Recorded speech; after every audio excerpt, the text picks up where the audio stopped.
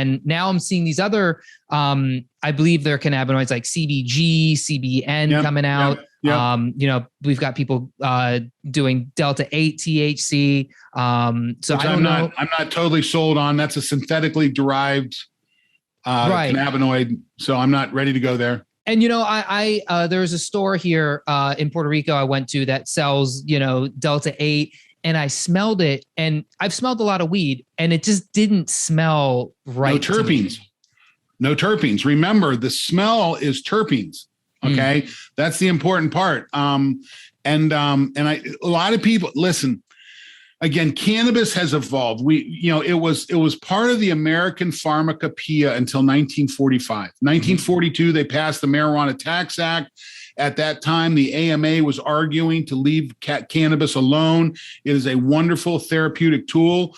But the Marijuana Tax Act kicked in, all the issues that go with that, not to mention, whether it's paper production or rope production or oral NSAIDs. A lot of stuff going on at that level, right?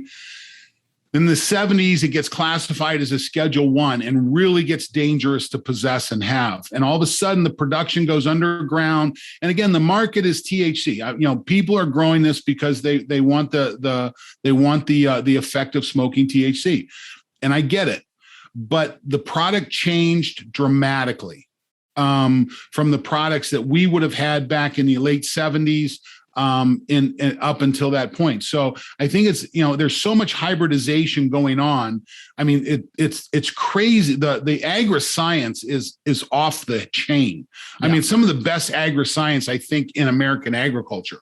But at some point in time, the landrace forms are not even available anymore. You can't even find the original forms. But as we are able to study it more, as we're able to pay attention, again, there's a lot of good work going on over in Israel. There's a lot of good work going over in Europe, looking at key therapeutic elements.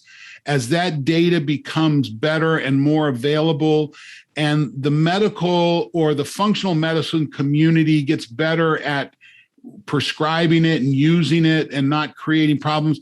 And manufacturers at some point in time have to say, okay, we're going to service this market. No one's doing it yet. I can go out and change the oil in my car and put it in a bottle and call it CBD and sell it. And I can give a lot of people a bad experience. There's a lot of that going on right now. If you're buying CBD at yard sales and flea markets and things like that, you don't know what's in there. So you don't know what the effect is. So being able to find the right product that has the key elements, whenever I've seen it, it becomes incredibly beneficial. And that's part of our challenge with that particular molecule or those molecules. Yeah, I have a bit of a coming to Jesus moment with CBD where a couple of years ago, it started really peaking in popularity and I'd used some tinctures and it just wasn't, I was like, this is so weird. Like, I don't get it. It's not doing anything.